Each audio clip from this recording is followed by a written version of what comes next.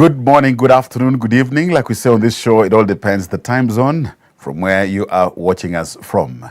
Welcome to The Leader, courtesy of the Evangelical Alliance of Kenya and Cartelid on Hope Media. My name is Edmund Mudibo. The topic today is the student leader.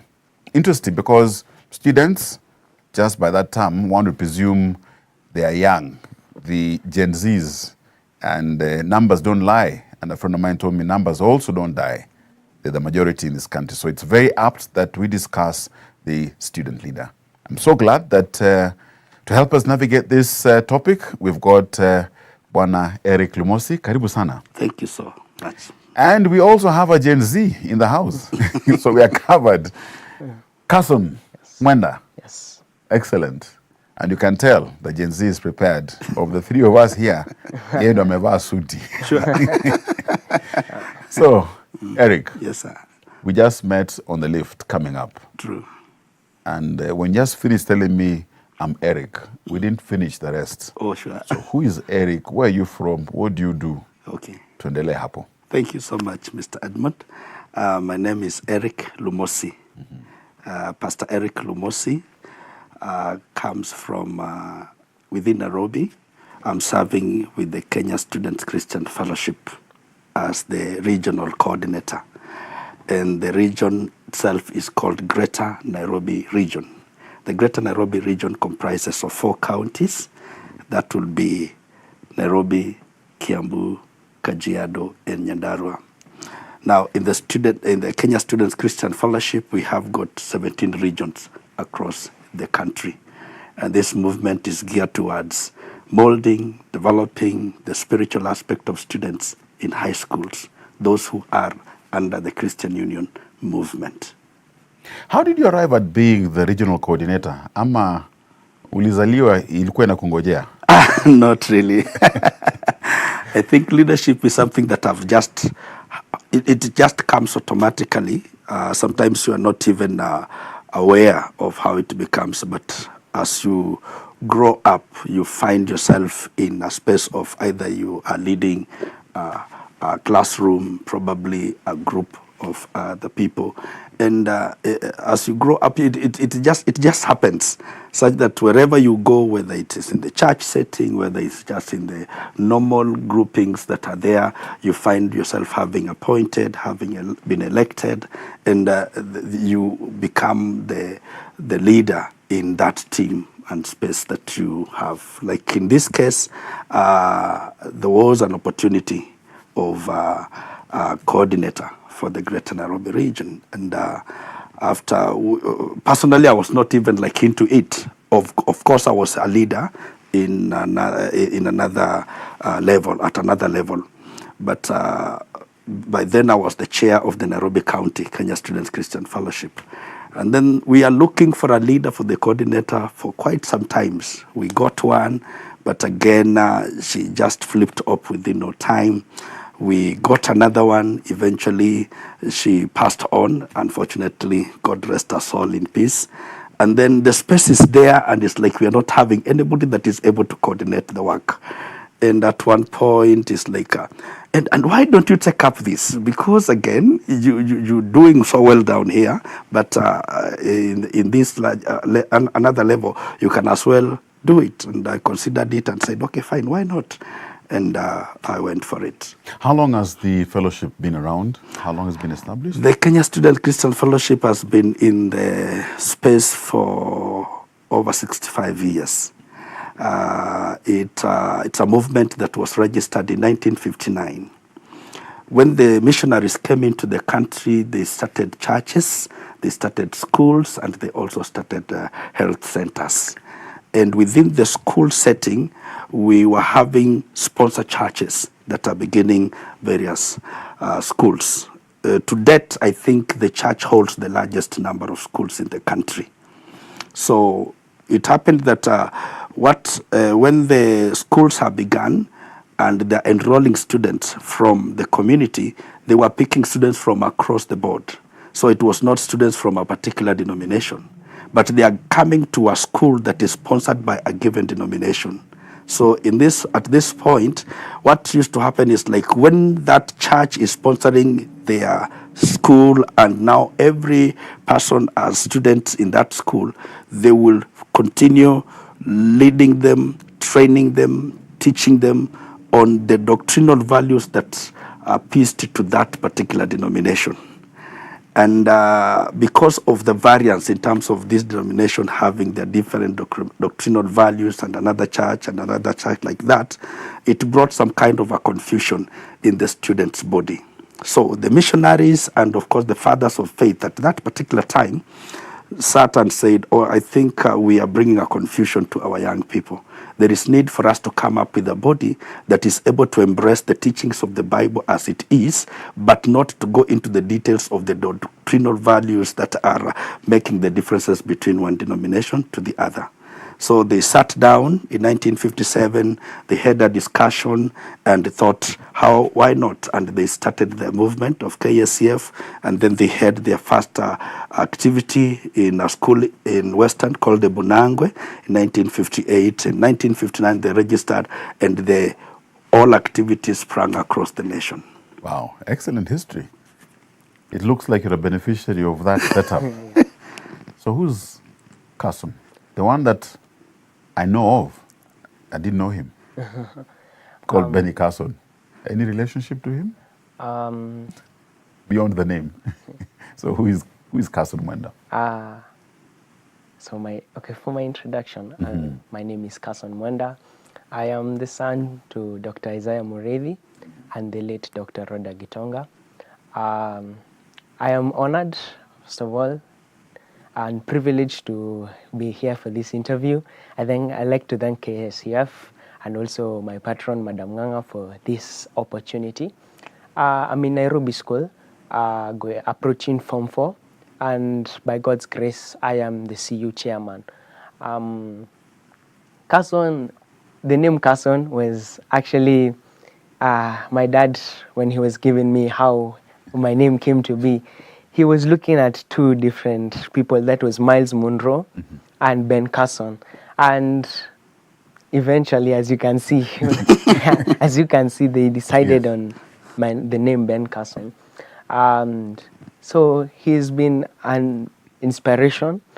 I've read his books like Think Big, where you can see his process, his journey on how he became who he is.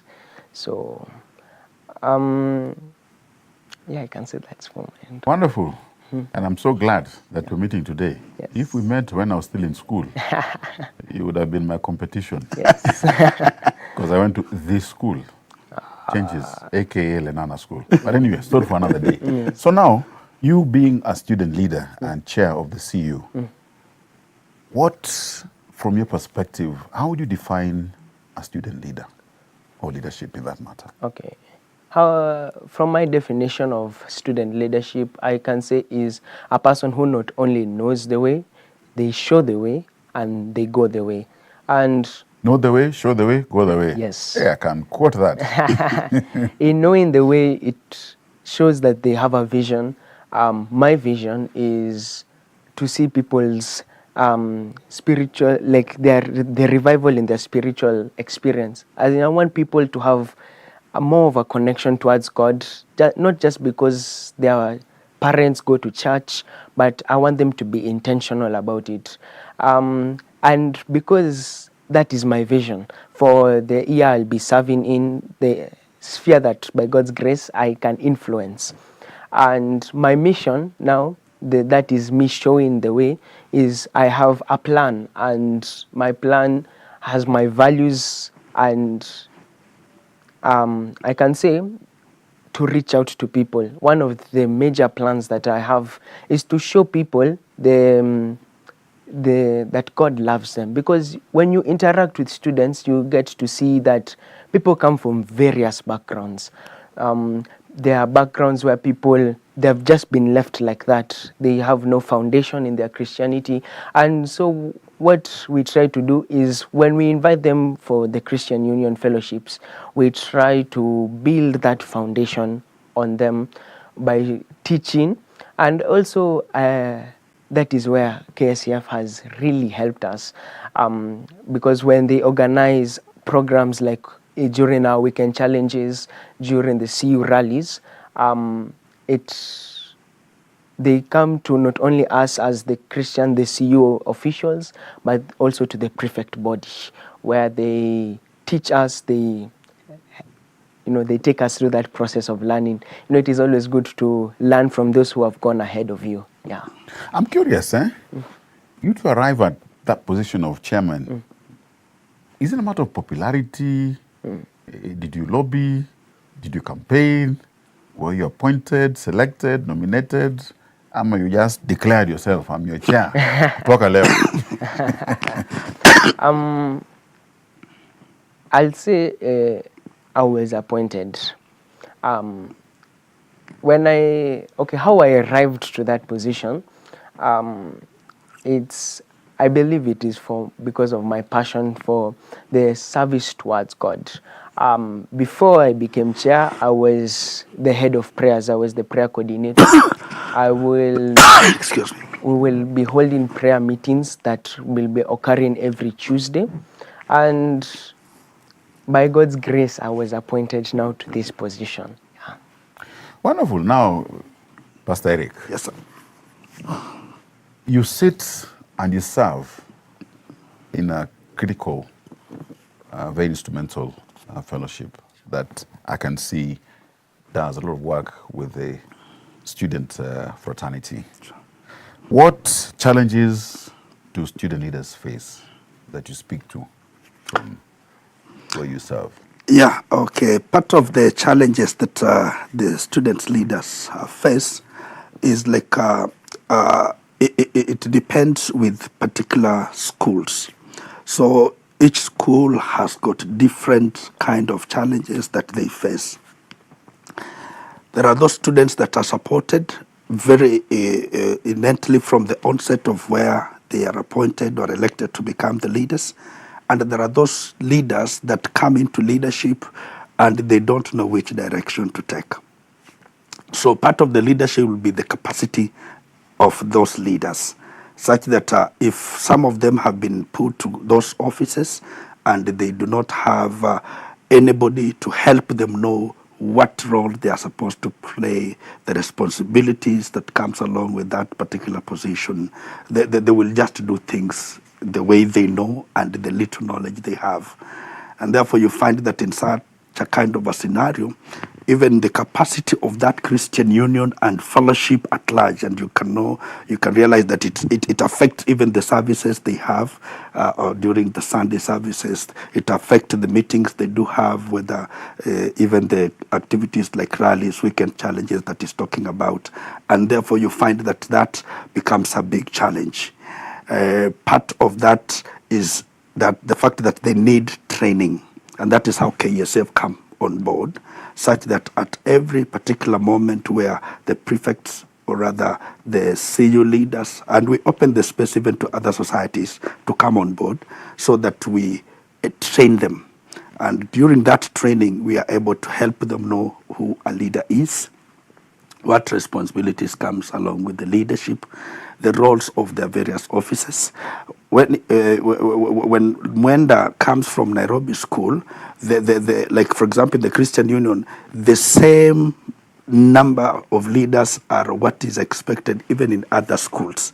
So that we are talking about 12, they should be cutting across the nation. So those roles are specifically given to them. They know that the office of the chair is to coordinate all the other leaders. And then we have got, say, for example, the evangelism leader. The evangelism leader is meant to understand that for me is to ensure that I'm making awareness of Christ to others who do not know Christ, so that they come to him. So for him, he will have a program for the whole term in that department. For the praise and worship leader, will be sure that it has to be the worship and the singing, and singing that brings the presence of God down. We have got some other people today, even in the space of artists, gospel artists, but the vision is not entirely for God. It is for their own interests, to just popularize themselves, to make funds for themselves,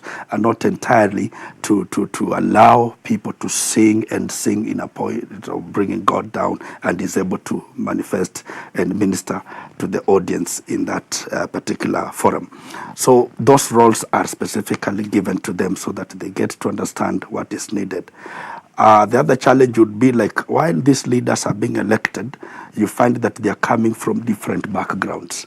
So we have got a student that is coming from a church which has got a proper system of doing things. There is a council that makes the decision, and the way of doing their things is hard. It's well orchestrated. But we still have got students that are coming from independent churches, and from the background, it's like only the bishop or the bishop as the decision maker, and nobody else is to make the decision. So you find that these 2-3 leaders have come together from all those backgrounds, and when they become into this space of leadership in school, each one would want to propel what they know, and it brings some kind of conflict. So because of that, we bring them to a point of getting to know the proper leadership, even citing some example from the Bible, where the stewardship, the leadership style, the shepherd leadership style. They get to know the transformational kind of leadership, and how much they are supposed to influence the rest of the other students in the right direction. To this point, also getting them to know how best they are able to work together in harmony, because in any case there are conflicts within that particular body, they may not attain anything at the end of their tenure. You'll find that they will come up and they squabble, they quarrel, they divide, and then eventually we do not have anything that is going on. And it's interesting you say that, because Carson, I'd like you to chime in on this, and I'm sure that it's not necessarily been all rosy, easy, lovey-dovey. Yes. Have you ever encountered conflicts? How do you manage conflicts you may have, or how do you suggest management of conflicts that you have seen? I'm asking for a friend. And here especially where amongst even your peers, because when you're chair, you really are first amongst equals. Yes. And yet you want to maintain credibility. Okay. So for problems that are facing, because you see, the position of Achieng indicates that you are the final decision maker in that area, your specific area of influence. So if people want to, for example, because this is what I've seen, if people want to, let's say, not hide, but they want to, I'm looking for that word. Wanakupanga. Wanajaribu kukupanga, because they know that the moment you agree, your influence, because you have a sphere of influence, the moment you agree, your decision will be the final decision. So there will be many people who will surround you, because in the specific time you get this leadership position, there are many people who will try to influence you, to do things for them. Because, for example, in our CU, we are privileged by the school to have one of the laptops for this school. This is an example I can give. The laptops that are used for screening for the morning devotions during the morning services. So you will find that people may come to you, that candle, to just get an opportunity to use that device for what they want. So that is an example of a problem, a challenge you can experience. And if you don't have a firm foundation, firm roots in what you believe or in the vision that you're going to, you will be swept away very easily. I like what it was Pastor Eric, when we were discussing just before we came, he was saying that if you don't know the way you're going, every way will lead you to a certain destination.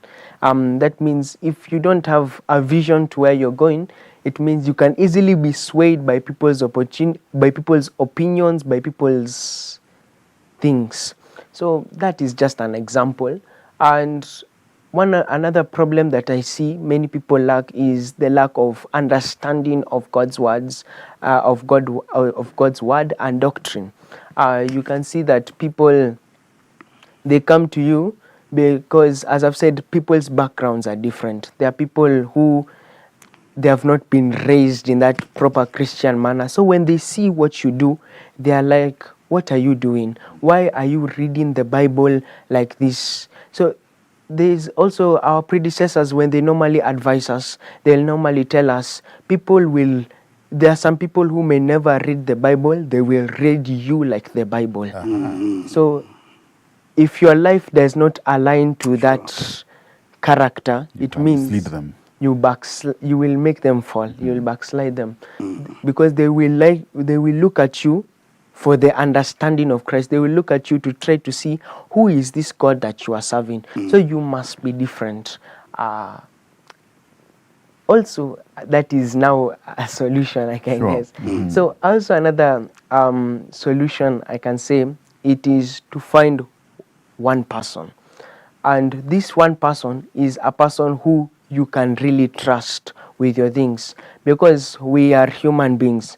There are times these things of leadership can be so overwhelming, the responsibilities, because, for example, I'm a student. I have to look at my KCSE.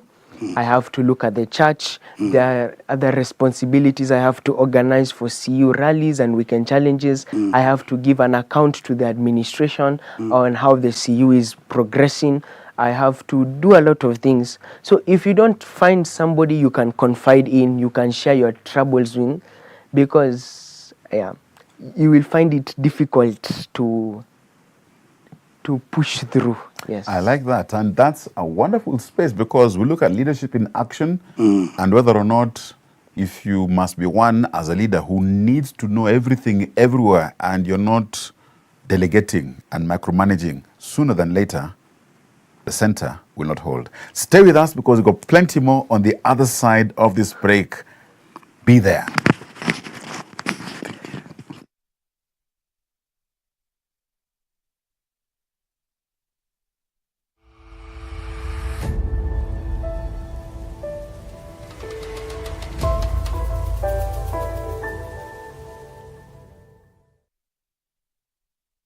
Hope TV is where you look and live, with an excellent selection of the best Christian programming consisting of local and international content, of inspirational stories, talk shows, Bible commentary, youth, health shows, children entertainment, contemporary gospel music, extended times of worship, live broadcast, news, movies, drama, Christian ministry programs, and so much more.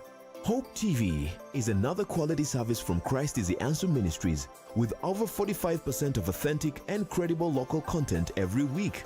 Hope TV is a sister station to Hope FM, Kenya's leading Christian radio station, with footprints across the country. Tune in to Hope TV, where you look and live.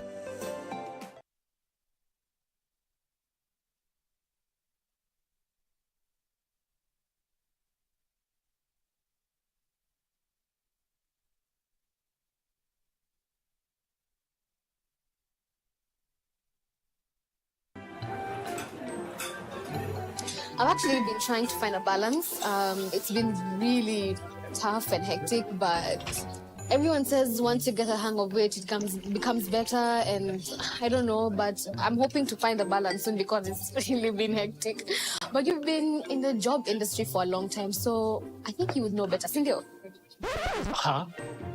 What time is it? I need to catch up on Leadership Forum. Do they have a radio here? Never mind. I brought my own. No way.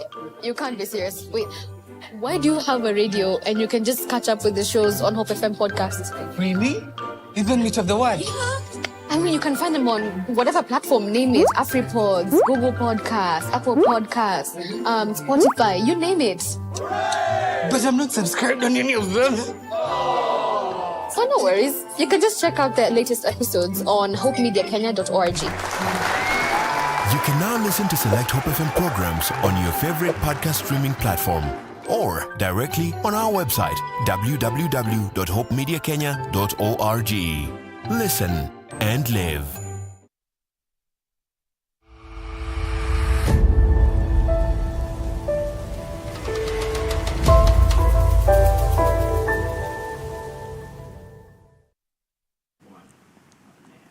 Welcome back. This vehicle called the Leader ilifika stage, and the passenger known as Eric had to get off. He had some other duties to undertake. But luckily for us, we had Grace joining us. She onboarded, aliingia hii matatu yetu inaitwa the Leader. Grace, karibu sana. Asante. Now that you've entered this matatu of ours, Yes. my good friend here, Carson, is wondering, sasa huyu Grace ni nani? So who are you? I'm Grace Achieng, a teacher trainee at Kagumo Teachers Training College, currently training to be a teacher of English and history. And I'm also serving in Kenya Student Christian Fellowship, currently serving as the KSAT chair in Nyeri County, and also in Nairobi County because I was serving there before I went to Nyeri. I also serve as the discipleship leader in Nairobi County. Yeah, that is all about me. Now, let me shock you. I've been to Nyeri a couple of times. Okay. And behind Kagumo, there is a school called Ithenguri. Okay. I've not heard of it. Nitakupeleka huko. Because my good friend James Wambugu, he comes from that village. Yeah. And so I've been privileged to travel up that direction. Maji ko safi sana. There you can get clean, fresh water. Yeah. Wacha tu. Usiseme. Tuko karibu na Mount Kenya. Now, from where you are, and by the way, I laud you, I celebrate you. Those who want to get in the teaching profession, we would not be where we are without teachers. My late mom was a teacher, so good work. We don't celebrate you enough, but thank you on behalf of all the rest of us, including this student here. See, you thank teachers, eh? Yes. Okay, so now, you're training to be a teacher. Yes. You have a vision. How do you inculcate, how do you set up goals, vision, direction from where you are?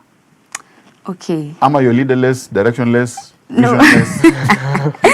I cannot say I'm leaderless because from the point of being a born again young student leader, it means that if Christ is at the center, then it means you have a vision to where you're going. And Christ gives us the meaning and the purpose of why we are there. So for me, serving where I am right now, especially in Nyeri, I'll first share my KSAT journey. You know, at first, actually, I never wanted to be a teacher. Yeah. I really wanted to do nursing. Okay. But after several attempts, it refused. Then I remember I went back on my knees and I was telling God, here I am. Then I accept being a teacher because that is what you want me to become. Then Lord, send me where you want me to go. Then eventually Kagumo pops in. Now Kagumo is a college offering a diploma certificate, and I was like, and I'm now angry with God. Why do I have to do a diploma course? And I passed well in KSCF. But again, God insists that I must go to Kagumo. And I accept and I align myself with God's will. So when I'm in Kagumo, it was when I joined the Nyeri KSCF team. So one day we were just there with our Nyeri County chair. He's a very good person. And he comes and tells us we need to appoint leaders. And then all those leaders who are there, because all of us are in campus, appoint me to be the Nyeri County KSAT chair. And then that was where it all began. And putting into consideration that I was coming from Nairobi, where KSAT is active, and I'm now going to Nyeri, where KSAT is inactive. It has not yet grown fully like the way KSAT has grown in Nairobi County. So the first vision I had was to make this team grow. I really wanted to bring young people on board so that we can do God's work together. Because in KSCF mostly, especially if you are a KSAT, you'll find yourself working in camps, You'll work in the registration desk. You'll go to high schools and preach now to these young ones like Carson here. That is what we do. So I really wanted to make it grow. And the vision I had was that we can bring young people on board to bring revival in Nyeri and to bring revival in the schools in Nyeri. Yeah, so that is one of the visions I really had. Wow. I'm imagining that this challenge you're talking about, how do you go about bridging the gap between the theoretical leadership concepts? I need to also sound clever here since I'm in the space of a teacher. Okay. And real world application. What I can say is that in as much as we are taught on the theoretical concepts, maybe like for instance, when I was in high school, we really used to attend the leaders training days where you used to be trained, this is what a leader does, this is what a leader does. But now when you go to the field, you now take that kind of wisdom, that kind of knowledge that you've been taught, and you try applying it in various areas. Now putting it into this context, I'm no longer in high school. I'm now in college. The way I used to treat my peers when I was in high school is different with the way I'm now going to deal with these other kind of peers who are now in campus. You know, their mindset has grown, their perspective of how they view things has also changed, and they are also maturing day in and day out. So the concept of theory remains the same, but now how you apply it is what matters. The context in which you apply it matters a lot. Yeah. Wow. Now, Carson, coming back to you. Have you had opportunity to collaborate with other similar entities like what you have at Nairobi School? In terms of now, and yes, indeed, in a sense, when you're going out for camps, etc., and so on, how do you collaborate, or your knowledge, you just keep it within? Sasa mnaichunga tu kama mother hen. Okay. From how I've understood the question, this is where I'll say I thank our patron for inviting ministries.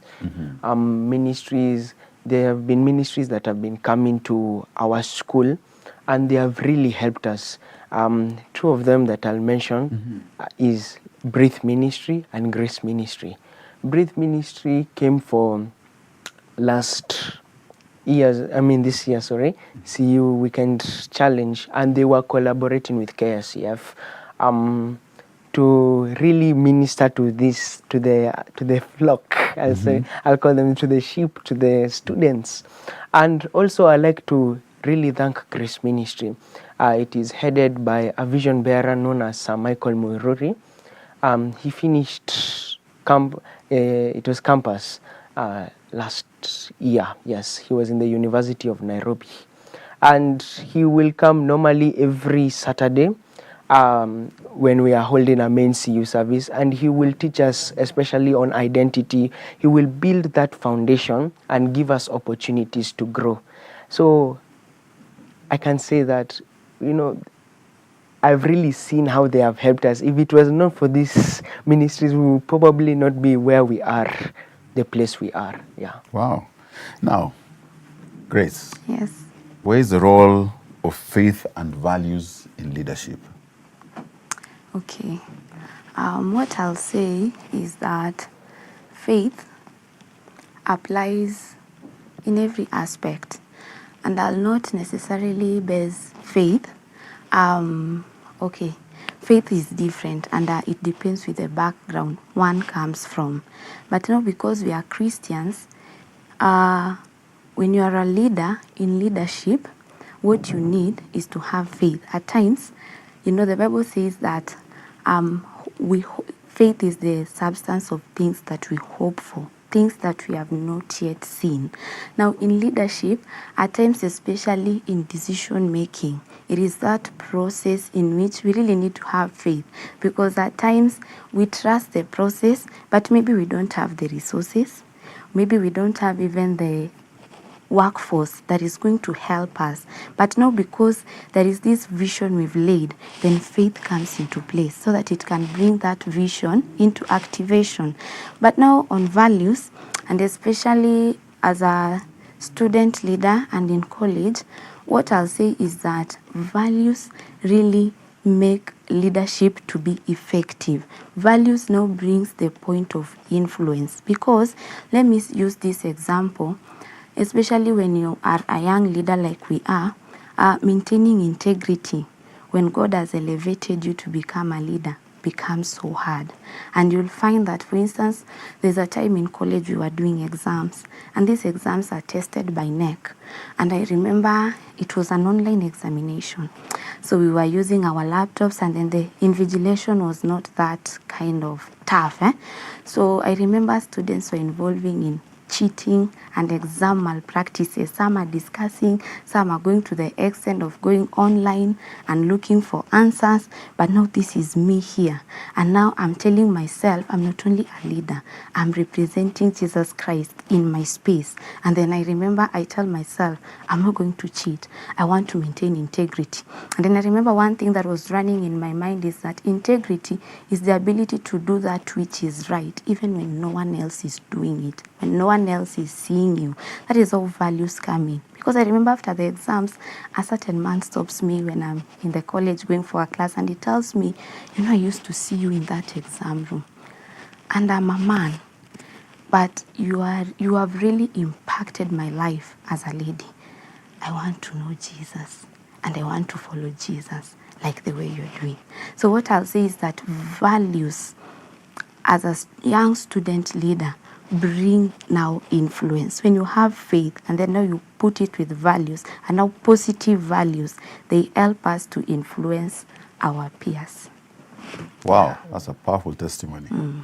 Now, Carson, how do you encourage active leadership, active participation in leadership, especially to look at a key issue of overcoming apathy and fear of leadership among students? Unajua kuna wakati where we want to have leaders, but again, we don't want to be leaders, some of us.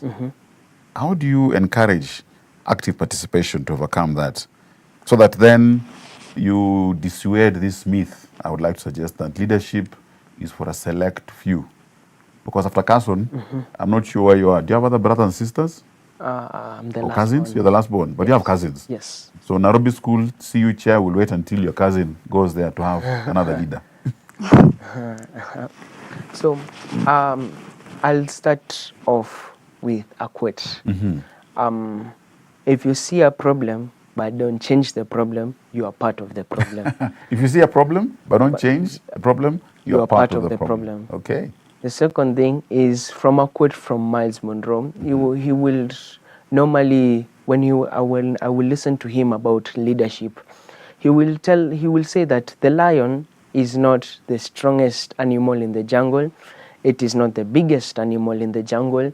It is not the smartest animal in the jungle. Yet it is the king, and it does not lead in. For example, it's not the fastest, the cheetah has taken that. It's not the strongest, the elephant has taken that. It's not the biggest. But why is it a king? It's because of its mentality. You can see that a lion, when it looks at the strongest animal, that is an elephant, it will look at it as supper, as a meal, ini chakula.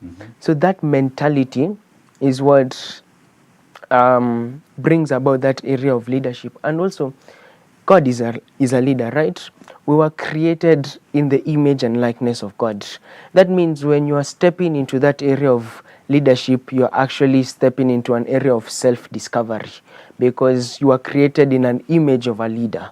So what I'll encourage is that, my father normally tells me, if you don't step into that place of leadership, you will allow somebody who doesn't have the right values, who doesn't have the right vision, to enter that area of influence. And the moment they enter that area of influence, they will impact you, they will impact other people negatively, because you yourself backed out from that decision. So that is what I can say to encourage. That is awesome, indeed. Even in present day Kenya, you young ones, you're the majority. Yes. So if you don't decide or elect to participate, get into the field and just be spectators, nothing will change. Yeah. And in fact, what you have decided then is you've opted and made a decision to get the very worst of what elections will give us. Yeah. Because that's the decision you made by not participating. Yeah. So now coming to you, Mwalimu. Real life experiences here. How do you encourage sharing of success stories? Because life is full of ups and downs, challenges in this world. Christ said, not you may, you will. Yeah. Mwalimu, unajua ukisema will, hiyo lazima itakuwa. You will have problems. However, say, take heart, I have overcome this world, and the peace will find in him. So how do you encourage sharing of these real life stories that can be encouraging even when you want to give up? Okay, what I'll say is that, at times, the kind of story that you share, you'll share it from the point of what God has done for you, or what you were expecting, and then it came to accomplishment. For instance, I really like Paul in the Bible. And one thing Paul says in the book of Philippians is encouraging the people of the church of Philippi that in as much as I'm suffering because of the advancement of the gospel of the kingdom. So when these people in this church of Philippi are hearing this from Paul, this man is in prison, but he's still saying that my suffering is because of the advancement of the gospel of the kingdom of God. So I'm not in prison because I'm suffering.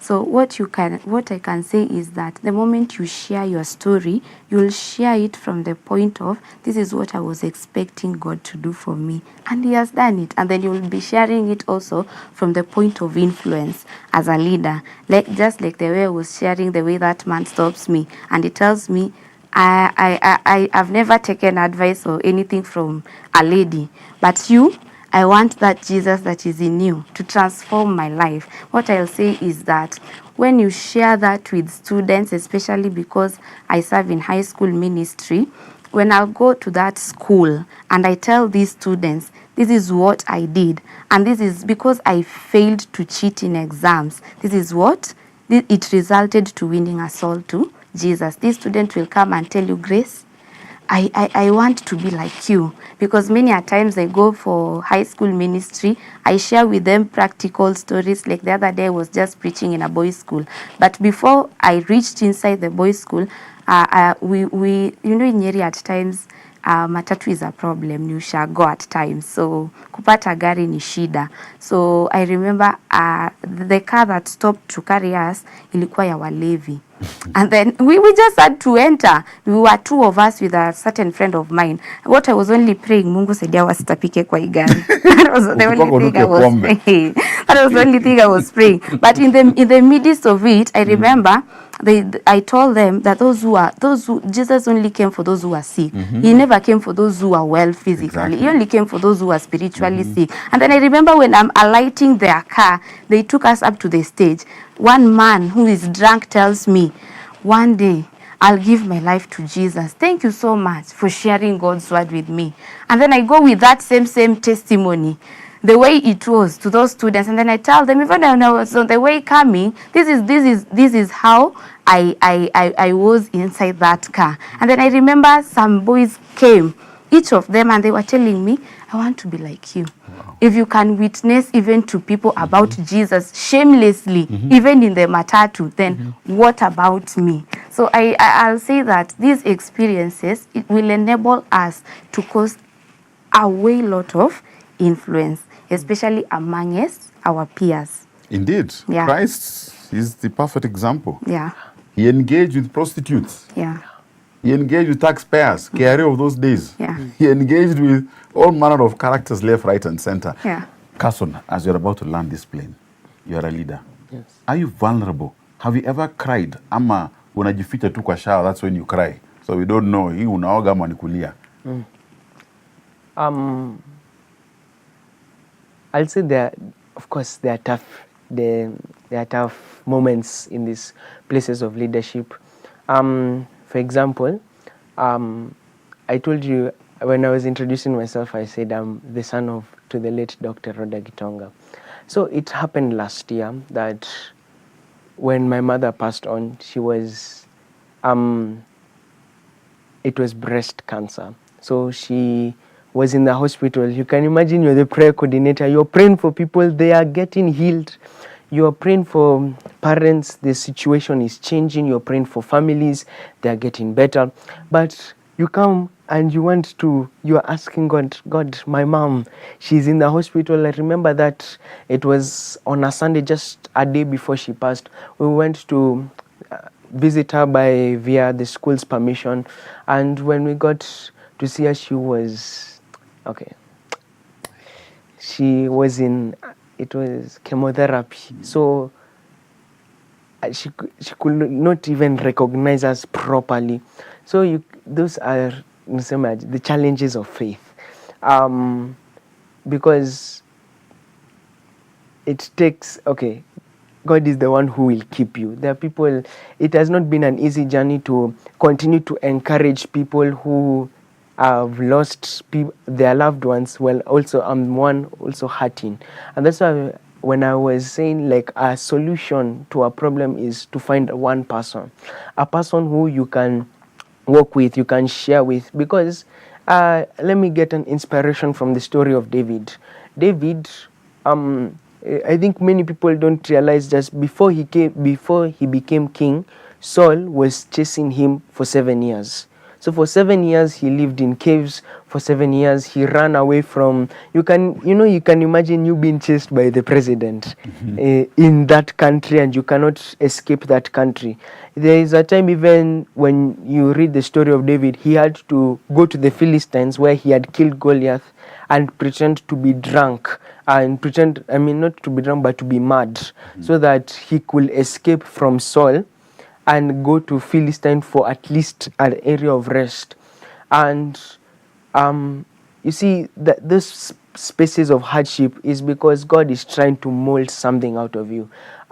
Nothing that is great or that will be a blessing to a generation comes from a smooth process. Even the finest gold is something that has survived a fire.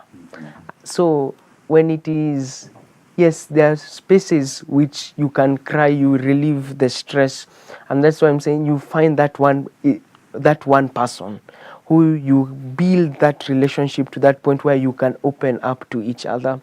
It doesn't matter if they're boy or girl, but that destiny helper, let me just say, that they can support you in that work. Yeah. Awesome. Grace. Yes. Parting shot from you. Okay. In 30 seconds. Okay, what I'll just say is that a leader and a student leader, let us not forget to put Jesus Christ at the center. But all in all, I cannot forget the Kenya Student Christian Fellowship. Those activities build me. And every activity in KSCF has made me whom I am today. What I can say is that for those who are viewing us and they would want to join the KESAT team, we serve God together. You can, I don't know, you'll reach out to us, but I know if you want to serve God with us, you can as well serve God with us. And also those who want to partner with KSCF, you want to go to schools and impact lives, you want to support through your resources, I know you will be directed on how you can do so. But finally, what I can say is that in any position God has placed you, where you are, remember one day you'll give an account of how you served, and the Master is coming back. What he requires from all of us, all of those who are watching me, both you and I, what God requires from us is that we will serve him faithfully, so that when he comes again a second time, we dine with him in eternity. That is all I can say. Awesome. And you're a candidate next year, 2025? Yes. How do you manage as you give your parting shots? Because you have a lot of responsibilities and just balancing, juggling, and yet still remaining focused. One is, I say, a mindset in how to balance, because I want to acknowledge that it's all for God. You're doing this not for yourself to gain fame, not for yourself to be glorified, but it's about God. And the moment you start having that mindset that it's this, I'm doing all of this for Jesus, so you can even extend your ministry to your academics, that you're working hard for the sake of people to see Christ through you, that God can make someone successful. That when you come to Jesus, you are not a failure. That is something nonanga watu akifikirianga, but so that mindset really helps me in the area of balancing. So, and we also have accountability partners, like people who, when we are making a program, we can study with them, we can focus, and they will give me advice in terms of reading, in terms of how to memorize certain concepts, in terms of how to answer certain questions. Yeah, my part in short is, I'm just grateful for this opportunity. I like to thank KSCF once again for giving me this platform. I came to know of them it is recently during a CU Weekend Challenge. That is when I came to know them through Geoffrey Makindu. And so I am grateful. Excellent. And we are much more the richer. We are very grateful to have you share with us, be with us. And I'm sure others out there are blessed because you came. And we also thank Pastor Eric, who was there with us before he got off the stage. Yeah. And yes, my name is Edmund Mudibo. This has been The Leader on Hope Media, courtesy of the Evangelical Alliance of Kenya and Catalyst. We don't take your time, privilege of your time for granted. We appreciate. Stay well, stay safe. God bless. Amen.